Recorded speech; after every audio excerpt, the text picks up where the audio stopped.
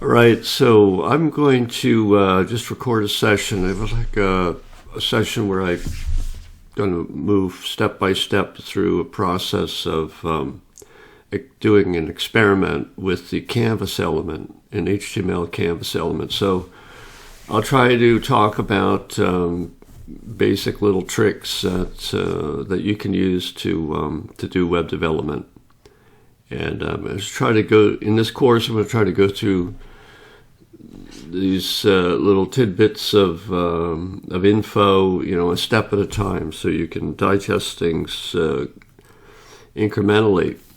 If you want to, if you're already past all this, and of course, just skip over this video. You won't need this. But I'll spend quite a bit of time just sort of demonstrating how, basically, how I work. And you can take from it whatever you like, or ignore it, whatever you like. All right, so here I've got all this stuff here. I better close that. All right, so I started to develop in some previous videos this repository, this remote repository. And this is the local repository, rather. So I just was demonstrating how to set that up. So I'm going to continue to work in that folder. So I created this subfolder called Canvas just to investigate about the Canvas element. And now what I'm going to do here is I'm going to right-click in here. And I'm in Windows. I'm going to open up this folder using VS Code. This also works in Macintosh as well, so under OS 10. So this VS Code is a pretty nice editor, and so I'm pretty much using this these days. And of course, there's other choices, but this is, for me, it's been working nicely. And you can see the files are in here, and I created this folder called Canvas. And inside the Canvas folder, I'm going to create a new file. I'll call it index.html. The reason I use the name index is because that's the kind of like the default file that a web server will return if a browser requests a folder. So if the browser submits a request for a folder, then typically the web server is configured to look for a file name index.html and return that. But it doesn't have to do that. That's all can be configured. So here I'm going to be kind of script oriented here. So I'm going to start with a script tag like this, and I'll just do some demonstrations here. Talk about how to I'm going to be, you're going to need, if the people that want to learn more HTML, CSS, using sort of the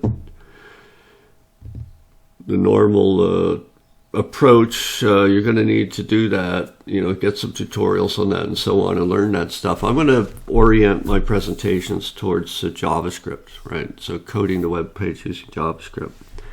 So we got, we'll make it a hello.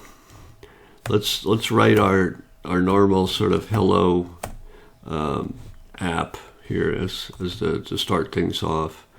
Now this semicolon is optional, but in some environments it's not optional. So I'm going to put that in there and save. Now see, I'm working inside this VS Code. That's a big topic too. If you could be in any editor, you could be in Notepad right now, but I'm going to start working in VS Code, and maybe I'll talk about it a little bit. I don't need this getting started tab, but it shows you this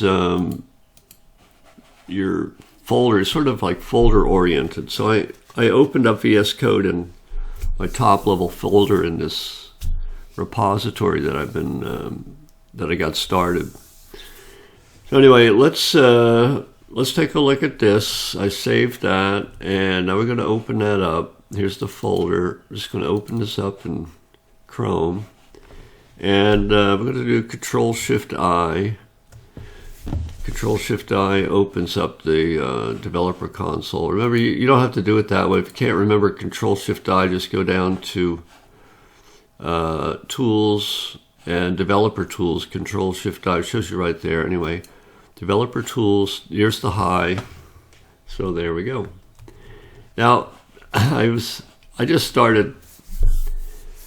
I'll show you a little trick. So I'm going to put everything inside the HTML file. And the reason I'm going to do that is because if you split things up and you have an HTML file and then you have a separate, script file that you're going to include, like you can do it like this. You can do src equals, let's call it index.js, all right? So we could load the script using an external script like this and have that run. Okay, so then I would have to have a file called index.js. And in here, we could have the command to print our high. But this isn't going to run. At least I think it's not going to run unless things have changed. This won't run unless I load it through a web server. So it doesn't. When you open up files inside directly from your file system, rather than retrieving the file through a web server, then the browser, at least the Chrome browser, adds some restrictions on that, and it won't run an external script. Here's a script tag, and it refers to an external file. It says load this file and run that. But Chrome, like I said, is going to reject that. At least it used to. Let's see if it still does. So open that up, and it is in fact working. So it doesn't reject that, which is pretty nice. There it is. There's the external script right there. And it seems to work nicely. So actually, that's something new for me. I'm going to go ahead and do that. All right. So I'm learning new stuff there all the time. So that's that allowed that. So I'm good with that. So let's see. I've got this index.js. I'll leave it like that. And this is very convenient that this works like this. So I'm going to do some experiments here. Let's do this. So we've got index.js, and I'm going to define a function. This is a convenience function. I'm going to call it log. And, we have, say, an argument here. Now we call it a string. Let's suppose we want to just create this function called log. And I don't want to print out, console.log like that all the time. So I want to just make it simple. I just want to call log and have it print when I pass into it. All right. Somehow I shut that off. And there's my source right there. It shows both files. So I'm loading this from the file system. That's great. I didn't know I could do that till now. I had trouble with that before. So anyway, let's go back to the editor here. So we define this log function, and then we could call it. So I'm going to do log, and I'll pass in by this time. Let's take a look here. And save that, and that should say by. There it is. Now I want to do something like this. I want to say by, comma, hello. I want multiple arguments. In fact, we'll start with that. And let's see, how can I do this? This is not going to work. It'll just print one of them. Just by. It doesn't print the second argument. So to print that second argument, I'm going to do this. I'm going to use these ellipses here, and I'm going to call that args. So I'm going to pass in multiple arguments, and this args comes in as an array. Watch this. It'll be args. All right, I'm using FreeCam here. Whenever I hit the escape key, it shuts it down. Maybe I need to do a little research, more research, to figure out how to turn that off, because I keep hitting the escape key and it shuts down the video. Anyway, here, let's take a look at this. Here's args. So I'm going to save that, and let's take a look at this. There it is. There's the array. So when this is a newer sort of capability of JavaScript, is very convenient. So you can use these ellipses here before an identifier, and then it basically takes the arguments of the function when you call it and places them into an array. And then you can access the arguments as an array. That's why when I print args here, it shows it as an array, by and hello. This is by and hello. So we want to print all those args. So you can use this for let I. I'll show you two ways of doing that. I equals 0. I is less than args.length plus I, and then we just iterate through the array. It'll be args of I, like that. So this is the sort of the classic way to do it, the original way to do it. And so we have this for loop, and every array has a length attribute to it.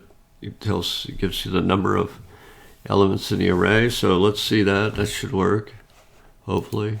There it is, by and then hello. And then there's a kind of a newer version, a new style that's a little bit easier. It says, anyway, here's the alternative way to do it. You would take the array, the identifier, the variable representing the array, and then call for each. So arrays have a for each function. And for each takes like a callback function. It takes a function that it invokes for each argument that it finds in the array, for each element that it finds in the array. So we can, just a shorthand version of that. Well, let me do it the longhand version first. Although this is not equivalent, maybe skip over the details. You're going to need to read stuff on your own, so I can't do everything. So here's the for each. So it's going to call a function for each argument. So when it calls the function, it passes the argument to the function. So we have a function. We're defining a function using the arrow syntax, and the function takes a single argument named arg, and what it's going to do is it'll print using this console command here. So I'm going to go ahead and print, and this is just arg here. All right. So there it is. These two things are equivalent. Look at how much shorter and compact this line is over these over this stuff here. So, well, let's test it. We didn't test it yet, and there it goes. It's good. And I want to do something else. I want to be able to pass in numbers as well. Like say 45, and say CCC, like that. Does this print numbers as well? Does that work? Yeah, so it's not a problem. So this gives me a nice general thing here. And there's different ways that we could have done this, but that's what we have right now. So there's a little helper function, just if we want to print stuff. So I put that right there. And now what I want to show is how to create an element. So there's a there's a document object, and this document object has a create element function, and you pass in the tag name to create an element of that type. And there we go. And I'm going to store the result of that. I'll call it canvas. And that's a constant reference. So we're going to create this element. And then this element has it's got a style attribute. And it'll have things like, it'll have a width. We'll call the width, say, 300. And it'll have a height. Canvas.style.height.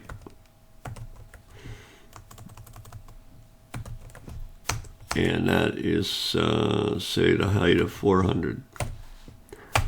And to see this thing, let's give it a background color. So this is style.background color. And we'll call it, we're going to call it black, or set it to black. And so we've created the element, but it's not going to display. We have to add it to the document. So we do document dot append. That's one way to do it. Append child. You can read about that. And we're going to go ahead and append this canvas element to the document. Not to the document, sorry, to the body that's inside. I keep hitting escape. I hit escape again. All right, there we go. So we append canvas to this body element. So we should be able to see it at this point. Let's see if we can see that. So if I hit, cannot read property append of null. There's the line number. I click on it, shows it right there. Document.body. So document.body is null. Look at that. I didn't know that would be null. Document dot. Yeah, so that's surprising to me. So if I have a document dot body, it shows it there. So why, that's not null. Maybe I spelled it wrong. Document.body. It's document.body. Why would that be null? Now that's a mystery to me. What am I? It's something really simple that I'm doing wrong here. What is it? Maybe it's, let's see. This here is, let's do this. Let's do this. Why would that be null and that not null? I don't get it. Cannot read property append of null. So here, there's an append here. So I could, append stuff. And, it'll be document. Why does that come out to be null? I gotta, jeez Louise. Let's see, document.body. Didn't I spelling that wrong? Why does that not show up? Why does that not show up? Maybe it's because, maybe it's that browser restriction. This, so this should be, if I log this, log the document. Let's look at the document object, and then we're going to log the document.body, and that should come up. That's been coming up null. So is that going to be null? Let's see. And document comes out okay. But when I do document.body, I get null. Why is that? But if I do, watch this. I'm going to copy that. And if I type it in here, it's not null. So why would it be null here, but not null here? So let's see. You know, I mean, if I did this, oh, maybe it's because, I know why. Because actually, I'll bet this is what it is. I need to sort of create it first. And because I'm letting the browser sort of figure stuff out, this says, I think that's a minimum. If I do this, I think it's going to work. It works. Look at that. So that's an example of like how things are done, the order in which stuff is done. So this script was running before my script was running before the document, before the body element was defined. So let me simulate that for you here. So if I have a head section, the head section will be processed before the body section. So if the script were to run in the head section, then the body element would not yet be defined, and then we would get null again. Okay, so let's watch. See that I'm conjecturing here that we're going to get null. And there it is, in fact. So that's what was going on. We need to make sure that the body element is created before that script is even loaded and run. And to do that, we need to define the body element. We can't be lazy about it. And just to be complete, this whole thing is inside an HTML element. And I'm going to do this. And this head, I want to show you this head. If you look up here now, see it says index.html. This is the kind of the title region for the document. Let's go ahead and put a title in there. And I'm going to call it the canvas example. All right, there's a title. And I reload this. There it is, canvas example. And this is, 300 this way, 400 that way. And you see that we've got some spacing in here.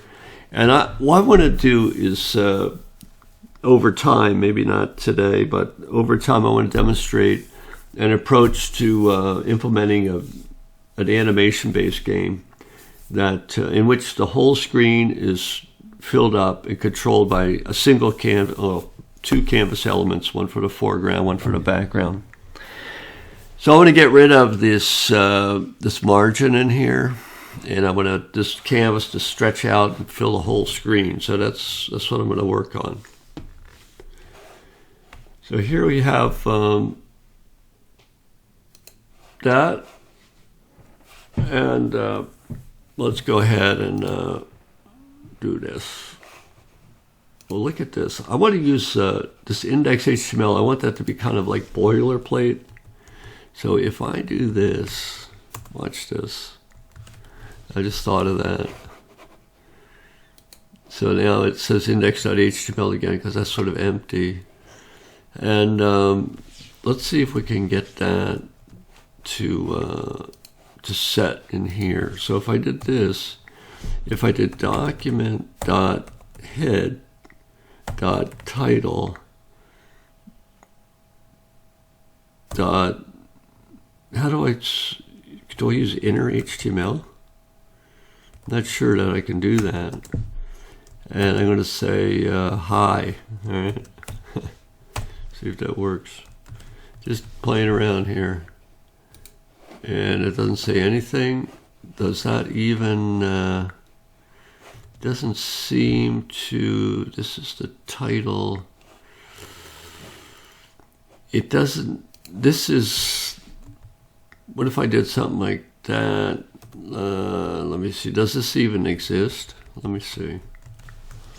Let's see that. undefined. That doesn't even exist. This is empty. So how do you set the title element? So that'll be, let's take a look at that. That's, I don't need that. So it's JavaScript, and I'm going to do set the text content of a node. Use the text content property to return the concatenation of the text content of every child node, blah, blah, blah. Getting or setting text for, so it's text content. Look at that. Let's see if that works.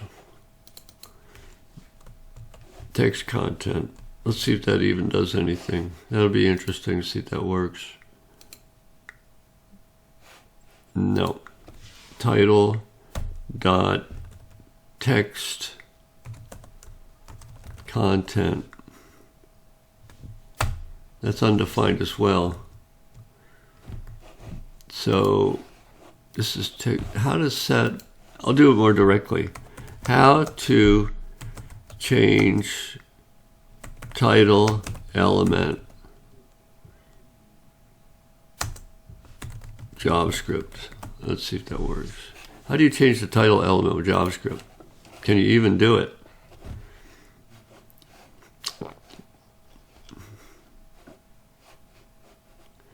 Oh, document.title should do the trick. Oh, how would you go about changing that, Tom? And dynamic content right there. Returns a node list. You need to pick one. And there's a shortcut to the title element. So document title, this is really simple, right? Document.title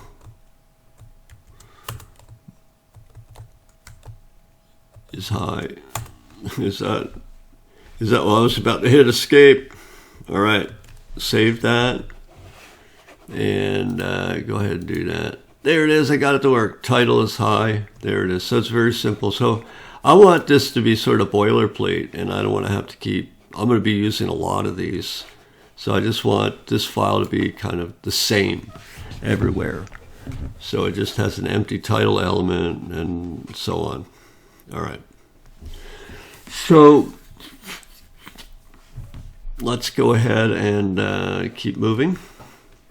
This is nice. So, this will be the canvas example.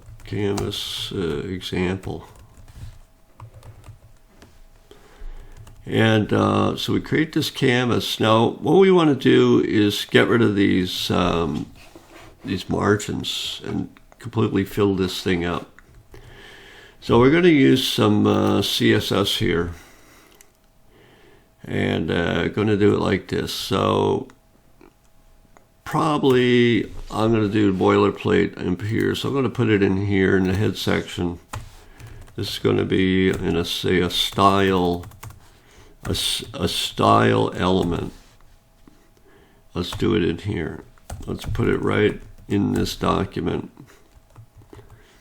And this is one of the ways to do it. And so we can so for the body, we're going to give it the, we're going to call it padding. I want to see what's in there.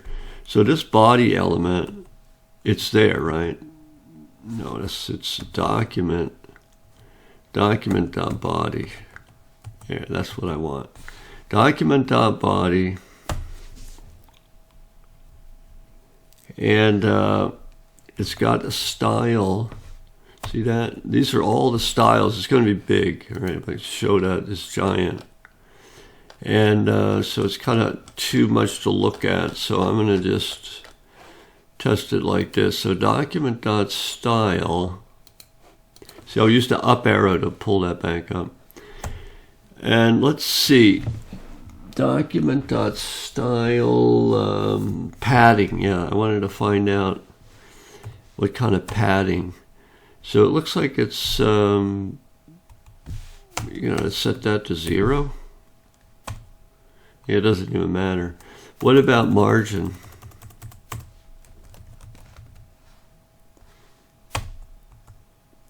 Yeah, it doesn't seem to do anything there. So it's a, how do you get rid of that? I know I've done it before. How do you get rid of this? What the heck is this space in here anyway? So let's do it like this. Let's look at, look at this nice little diagram over here. This is the, if we select the canvas, see, and I highlight it like that, it shows it to us. See the canvas size, 300 by 400.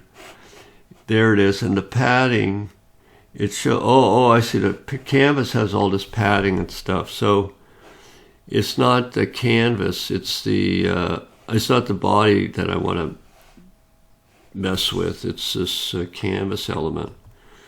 So let's go ahead and do this. I'm gonna leave this alone. I could do it like that. Why don't I just save myself some trouble here? So I'll put the canvas element right in here instead, give it an ID. And I'm going to call it G_canvas. And I like that name because the G is represent global. So that's a global variable, global attribute. And let's go ahead and do this. And the style for the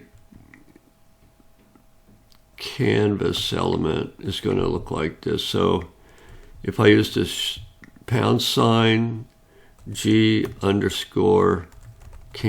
this is the CSS formatting rule for that element.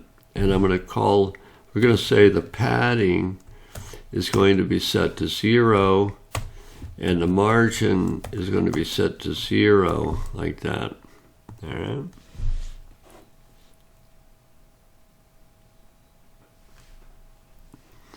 And a bit of background color. Background color is set to black.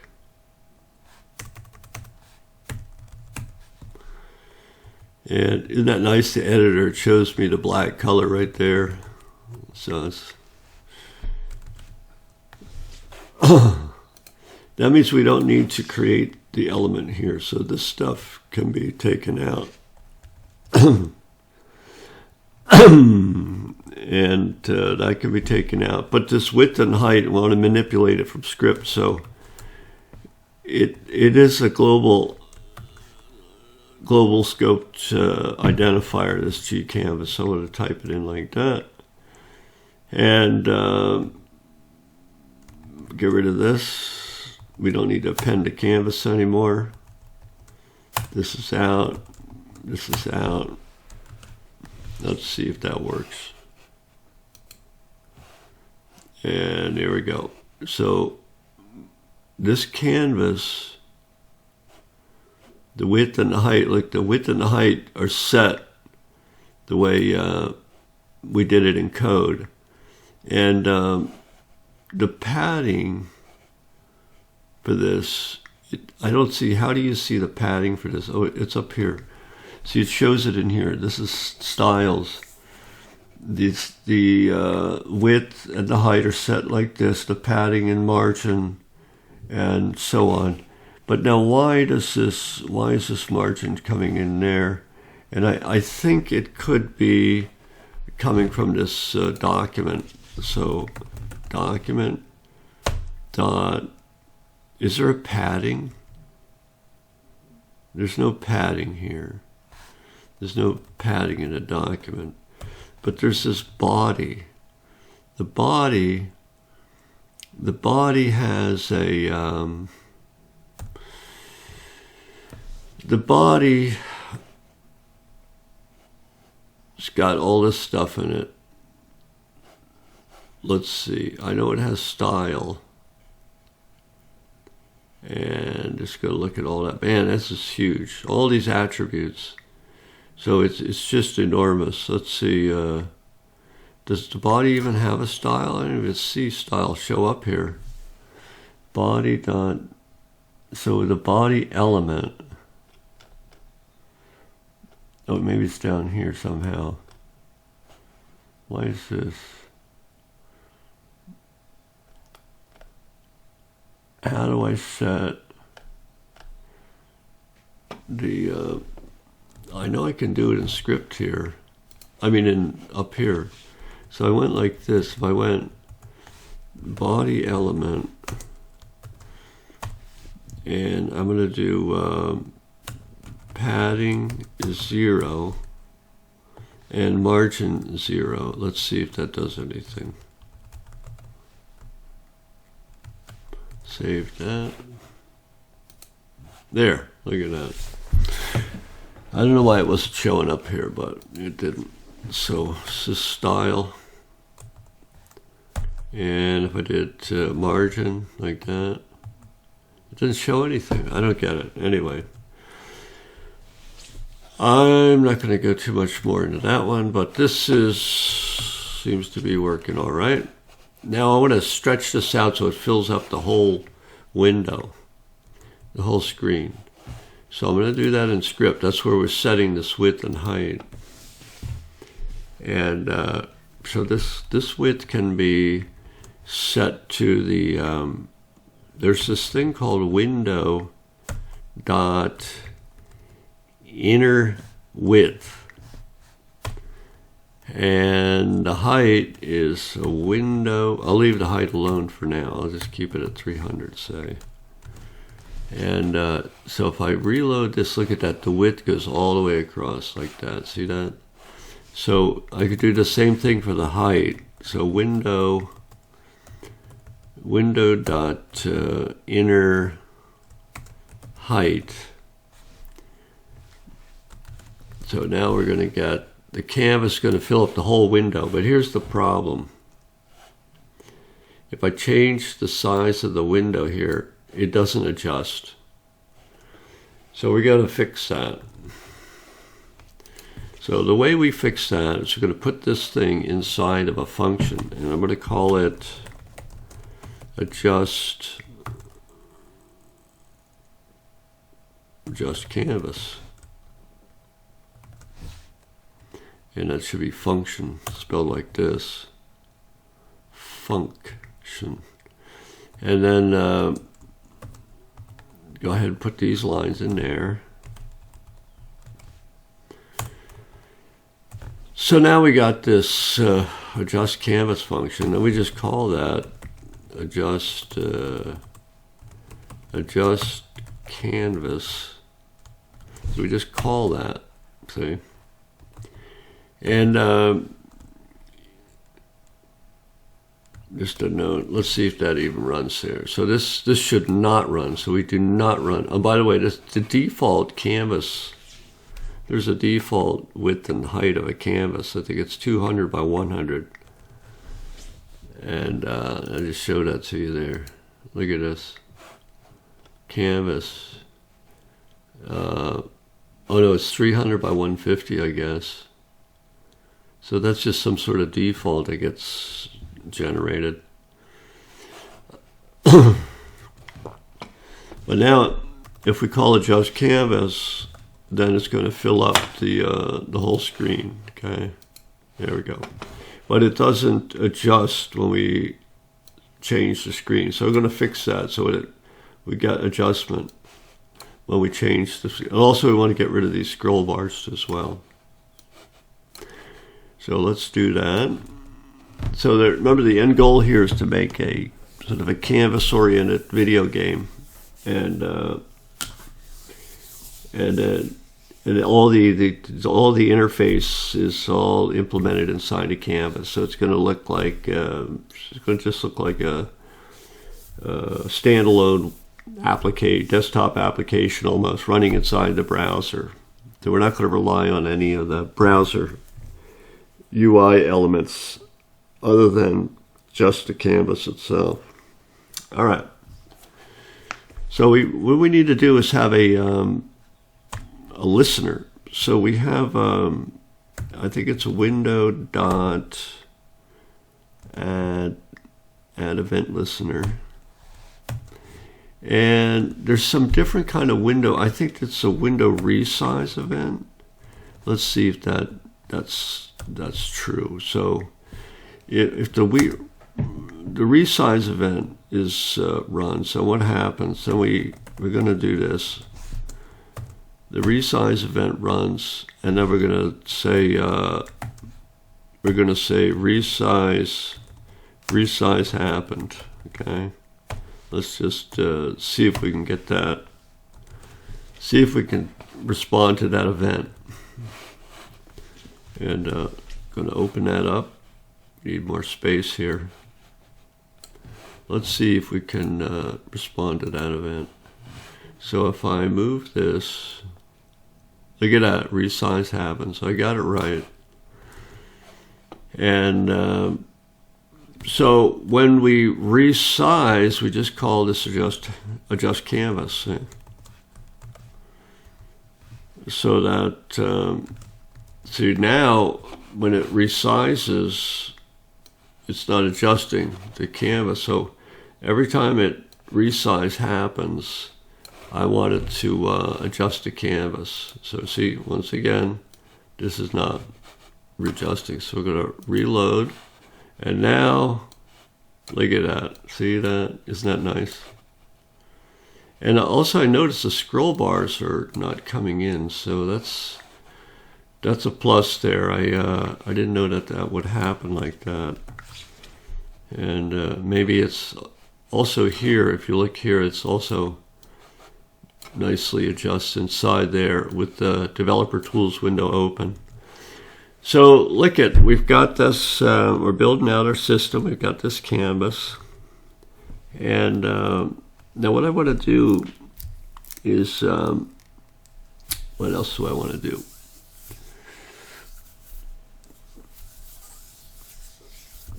I think I'll stop for there. And that's kind of an introduction to a bunch of stuff.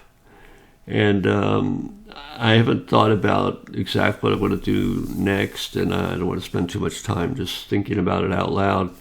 So I'll stop the video now, and I'll continue with this, developing this canvas-oriented interface in the next video. Yeah, now I remember I wanted to talk about modules and JavaScript modules. And you'll see here that this script element is it's an ordinary script, but we can give it a type, and we'll call it, I'll put the type maybe afterward. Maybe I'll put it in the beginning. So the type is set to, can be set to module. And I want to talk about what that means. It's pretty important. So let's do this in two ways. And first we'll do it with the module and then without. Or without first and then with. So I'll just set these up. You know, we can comment this out using HTML comment syntax. It looks like this, see? So that's how you do a comment in HTML. It's not a JavaScript comment, it's an HTML comment. And so here we're loading the script as an ordinary script. So this adjust canvas, for instance, we can call that anytime we like. Or log, so we can call log anytime we like. So let's take a look at that. It's got all this stuff. I want to close this out. Close that. Close that. There we go. So I reload this. And so we have this log function, and I can, you know, say hi in there. And it says undefined here because the log doesn't return anything. Like if we made log return something, like let's just return 6. All right. And then then we call log. And it prints 6 instead of undefined. So the reason the browser is showing undefined there is because the function's not returning anything, but we don't need log to return anything. So we can call this log function anywhere because it has global context. But if we change that, we could change that. One way to change that is to load the script as a module up. Missed that up. We can load the script as a module, and then the function, the log function, will be given module scope as opposed to global scope. So let's take a look at that. Now we're going to load the script as a module, and log will no longer have global scope. All right, let's go ahead and load that. And there we go. This is where that problem comes up again. So access to the script from origin null has been blocked. Cross-origin requests are only supported for protocol schemes, HTTP, data, Chrome, and so on. So it's not letting me load it as a module. This is where I said earlier in the very first part of the video that you need to you come under additional restrictions from the browser if you try to load your web page from the file system. And here we have it.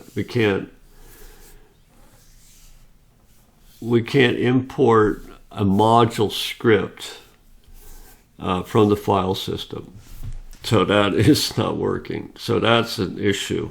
And I knew I was going to have that. So we're going to make this, so we have two choices. We can run it through the web server. We can start the web server and start working through the web server, which is probably what we ought to do. And that's probably what we ought to do. But before we do what we ought to do, let's do it this other way. And no, I think I'll do it that way, but I'll need to stop for a second, and then we're going to fix this issue by setting up just a very simple web server, a Node.js web server. We're going to run it through there. Okay. All right, so here we go with what we ought to do, which is to set up a simple web server and retrieve our files through that web server. That eliminates those restrictions that the browser is placing on file system loaded files. So let's see. The way I'm going to do that is I'm going to work in. Let me do it like this. So if you're not in Visual Studio, or VS Code rather, it's called VS Code, not Visual Studio, then you could do something like this. You can go into Git Bash. This is how I'm going to do it. And you know, we look in here, we have all this stuff. And so what I'm going to do is, I've installed Node.js, so that you would need to do that. So it's Node.js. I think it's org. Yeah. So, you know, this is the recommended for most users. That's what I would go for. And you get this installed, which I've done already. And you're going to need to become familiar with the docs if you want to learn Node.js. And when you install Node.js, you get a package manager called npm, Node Package Manager, npm. So we're going to install, so I just use I for install, and it's HTTP server. This is a really standard thing. And I didn't want to do that.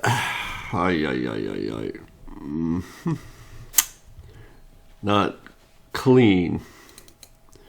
So that created, let's see, what does it say here actually? Warning. No such file, no description, packages. What does it show me here? So I don't see that, I'm in 4050, right? So I don't see anything in there. Let me look npm list, just do that. So we got all these errors and stuff. So I think it's npm init, package name, enter, version, enter, description, enter, entry point, index.js, all right, I don't think it matters, test command, git repository, all right, keywords, author, is this okay? Yes. And what happened, that creates this package.json file here.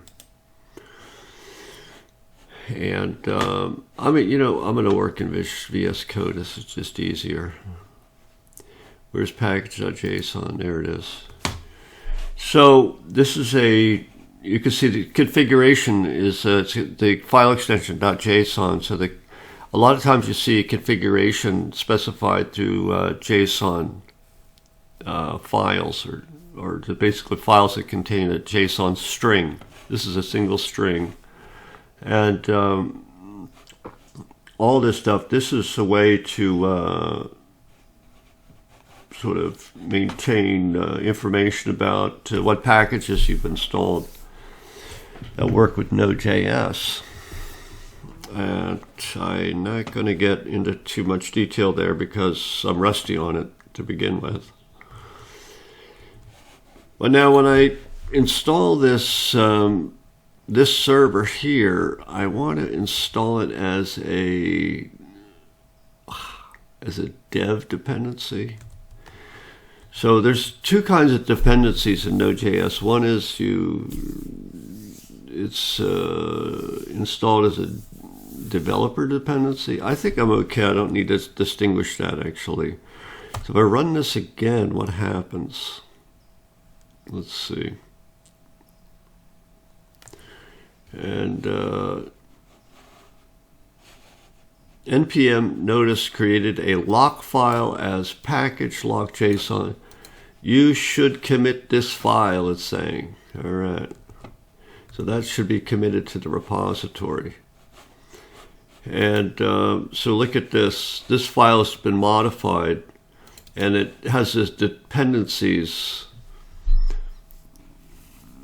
attribute here, and which is a sub-object with fields in it or other attributes. And there's a HTTP server, and it gives the version number. Now this, you know, I think this means anything above. I'm not sure what that means, a symbol. I'm a little rusty on this. We're just going to get it to that it works, and that's good enough for our purposes, at least at this point. And so anyway, that's the package.json. And so we can run that thing. Inside VS Code, let's see, how do we do that? We go into the terminal, creating a new terminal window. And I want to just do a little bit of investigation in case you're interested in this. It's a very popular tool, this VS Code, so it's probably worth learning for many of you. Settings, but it does take a lot of time. Let's look at the settings here. And maybe application. I'm concerned about the terminal window. Here's terminal. Customizes what kind of terminal to launch, and we have an integrated terminal, which is the default external, and so on. And terminal app. I think what it's doing here is it's, I don't want to run the Windows terminal because it's non-standard. It's hard to, I don't want to bother with it. So, but let me see if I can, if I open this new terminal window and PWD, so this is working. So this is, I already configured this. See the terminal window here? It's this Ming GW. This is the Git Bash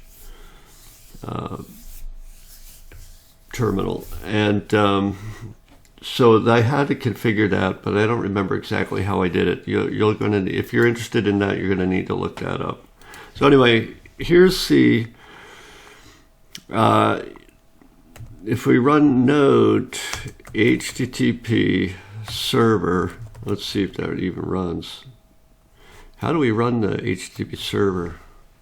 Let's see, I got that from my, this is last semester, and I set up this tasks file here, and then I have a task to run the server, and run web server. So we run this file, which is under bin folder called serve. And so the bin file here has a serve function. And there it is. Oh yeah, so that's how we run it right there. Yep, okay. And I went through this all about it. It's a long whole process here. So, you know, I configure it with this, see this security certificate here. This is for running HTTPS. So this secure shell here. And this is the certificate. This is the private key. And this is the public key which is in a certificate. And we're going to run that on 8080. So this gives us a secure web server. And I needed to do that before because I was experimenting with service workers. And the browser, the browsers will only load and run a service worker if it's loaded over HTTPS, so I had to configure all of this to run like that. But we're not going to need that just yet, and maybe when we get to service workers, we'll be there. So anyway, this is let's do this. Let's go ahead and create a what's it called, tasks. Let me see, how do I do that? This is run a task. So I'm going to configure a task. See this? And create task.json file from a template. Let's see, maybe I'll do that. Create a template. This is MS build, Maven, others. There we go. I'm going to close that for now. So this is a template for running tasks inside VS Code. And it shows you where to go to read documentation on that. So here it is, tasks. We've got, this is an echo task. It'll just echo, let's see, command echo hello. So I'm going to change that to 1, 2, 3. And we're going to run this task. So we do it like this. We go run, no, we go terminal, run task, and there's the echo task right there. So there is hello 1, 2, 3. Press any key to close this. There we go. We can also close that. And so we're going to change this label to, say, web server. and it's a shell, and the command will be node modules HTTP server bin like this. Okay, and that's going to be, I think we need to pass in the you have to pass in the folder where the files are going to be served from. So we're going to use the current directory. That's what dot means. So I'm going to save that. Let's see if that even runs. So let's go ahead and run that. Web server. There's our task. See, the echo task is not there anymore. And there it is. Seems to be running nicely. It's so it took the dot and it's showing us. There's two links that we can use to get in there. This is my IP address. It's assigned to this computer. See, I'm on a home network. This is my, my home network IP address, which is a private IP address. And then this is the IP address for localhost 127.0.0.1. So I'm going to hold down the control key and click that thing. And this is a heading. Why is this coming up like that? Let me see. Is that right? Where is that coming from? This is a heading. Oh, yeah, that's because that's, see this one? This is a heading. This is a paragraph. And in fact, we're in this other folder. It's called Canvas. And there's our canvas right there. So this is where we're working. And go ahead and look at the source code. See, this is our file, our canvas example. There it is right there, canvas example. So we got a web server running, and it's configured to run using, just close that out. Inside, it's configured to run as a VS Code task. Once again, if you're not using VS Code, you would use a different process to do this. And I'm going to end up adding additional tasks. This is kind of convenient, so I'm just going to go ahead and use that. But that's good for now. And now, if I want to be able to go to that thing easily, watch this, go slash. I know it's a lot of beginners listening to this, so I got to do stuff that is good for beginners. So we're going to go into this file. This is a heading, this is a paragraph. Oh, we don't need that stuff anymore, right? So we're going to put in this a list. Here's an unnumbered list. And inside we'll have a list of links. And the first link, we're going to link to the,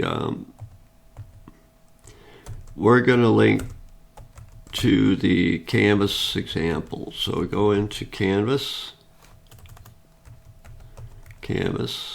slash. We don't even need the slash. So this is the Canvas example. And so now if we load that, we can link right into there or get out. What was I going to say about this? Oh yeah, this, we didn't have to do this. See, this is the file itself, but that now you can see it's blue, and this links to index.html, but it brings up the same thing, see? So if I just go to Canvas like this, the URL doesn't show index.html, but it's the same thing as index.html. That's because this web server is, when it gets a request for a folder like this, we don't even need the slash. That'll work as well, I think. Let's double check that. Okay, that has no slash in it. Let's see, is that right? Yeah, No, I have to reload that. There we go. This has no slash in it. Let's see if that works. It does work, so you don't even need a slash. I like to use a slash usually. I don't know, just good to hit that escape key again. Come back. So that's just a little lesson on that. Let's save that. And here we go. So now we're, the error message that we got before, just to notice the error message went away because we're loading through the web server, not the file system. So we bypassed that restriction that the browser was placing on us. And let's go ahead and investigate that. Once again, we go into Canvas example. We don't have the that error. I'm going to get out of there.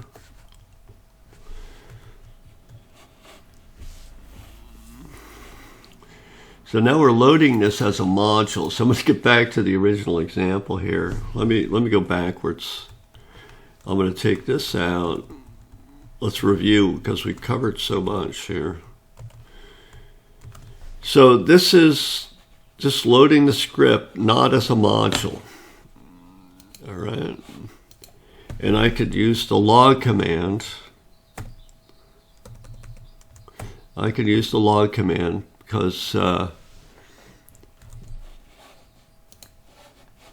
it has global scope, see? But if we place this thing inside a module,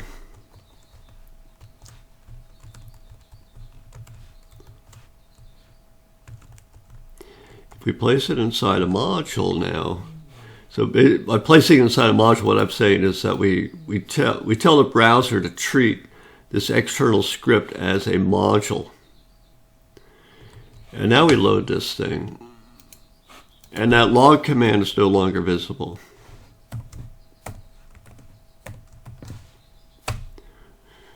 Log is not defined. So we could make it defined. We can give the log function, we could give this function global scope by making it an attribute of the window object. So we could do something like this. After defining this log, we could go window.log equals log. So the window object is actually represents the global scope. So we add an attribute onto the globally scoped window object. Now it is the global scope, it's not globally scoped, but it is also globally scoped. So this will expose log to global scope. And so let's go ahead and see that. And now log is not defined. What the heck? Did I do that right?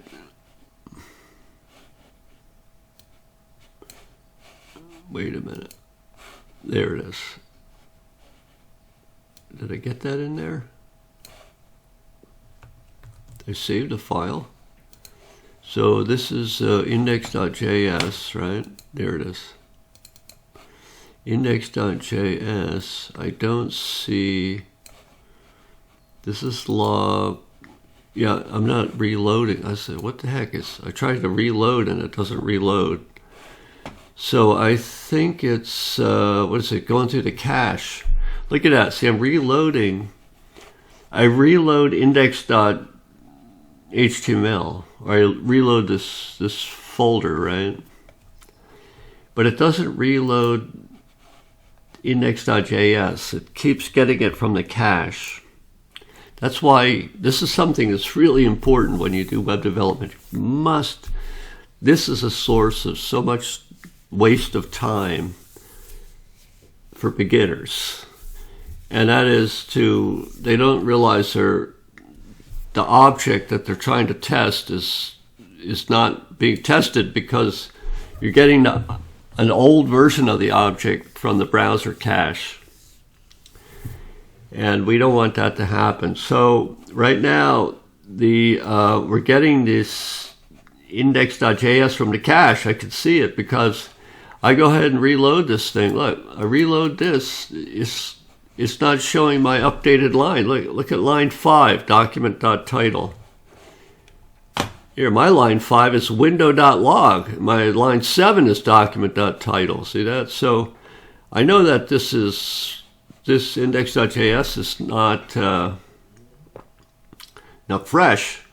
So there's some cache settings in here. I want to go into settings and look at this. Disable cache while DevTools is open. Now, I don't know why that got turned off, but that's usually almost always, unless you're testing caching, you want to do this when you're doing development. You want to disable the cache when your DevTools window is open. So for some reason, this thing gets turned off every once in a while, and this is an example of it right here. So it's good for us to see that. So now I disabled the cache while DevTools is open. Okay, so DevTools is open right now. So if I reload this, there it is. Line 5, window.log equals log. So now that works. Now, when we do this, we print hi. So log is now defined. This is the undefined. That's because log doesn't return anything. But the function is defined. And I'll just prove it to you. Hey, it's a function. It's showing it's a function, and this is its arguments and so on. It even shows you the source code. So that's the thing about modules, is that you've got this thing called module scope. And now this log, we want this log to be globally scoped in general. So I'm going to do this. I'm going to do log. I'll do it like this. Window.log equals function. Here's another way to do it. So here, I hit escape again by mistake. Window.log equals function. And now it just lets our code be a little more compressed. I just do it like that. So we just have a single definition there. So we're going to put the log function, and you could use this syntax to define that function. And there we go. And then we have the title here, then we have adjust canvas, and resize. Let's see that thing run. And oh yeah, everything's looking good. Put that there. This resize. There we go. Log function is good. It has global scope. There it is. So that's the thing about modules, and if we want something to go into global scope, that's what we do. And it's not good to put too much stuff into global scope, but a few things I think are justified. In a log function, which you're going to use everywhere, it's a cross-cutting concern. It cross-cuts at all the different areas of concern that you have in your application. You're always going to be using a log function normally. So we're going to give that global scope, and some other things we're not going to do that. And I think I'll end it right there, and I'll think about what to get into next.